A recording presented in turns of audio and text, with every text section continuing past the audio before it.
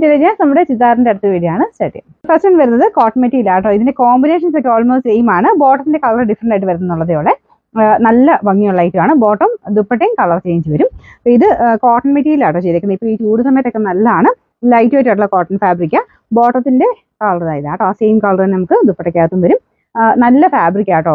നമുക്ക് ഹാൻഡിൽ ചെയ്യാനൊക്കെ ഭയങ്കര ഈസിയാണ്. പിന്നെ ഫ്രണ്ട് പോർഷനിലാണെങ്കിലും ഫുള്ളായിട്ട് പ്ലെയിൻ ആയിട്ടല്ല, ചെറിയൊരു ത്രെഡും കുഞ്ഞ് ഒരു ബീഡ്സിന്റെ പാറ്റേണും പോയിട്ടുണ്ട്. ഇത് ശരിക്കും താഴത്തെ ബോർഡർ ആട്ടോ. താഴെ ആക്കി അത് കാണാൻ വേണ്ടി തിരിച്ചു പിടിച്ചതേ ഉള്ളൂ. ബോട്ടം വരുന്നതും കോട്ടൺ മെറ്റീരിയൽ, എല്ലാം കോട്ടൺ തന്നെ ഫാബ്രിക് ആണ്. നമ്പർ വരുന്നത് K484, റേറ്റ് 990 മാത്രമേ ഉള്ളൂ. 990. മുമ്പ് കാണിച്ചത് സെയിം തന്നെയാട്ടോ ഇതും വരുന്നത്. കുറച്ചുകൂടെ മടക്കി വെച്ചേക്കുന്നതാണ്. നല്ല ലെങ്ത് ഉള്ള ഐറ്റമാണ്.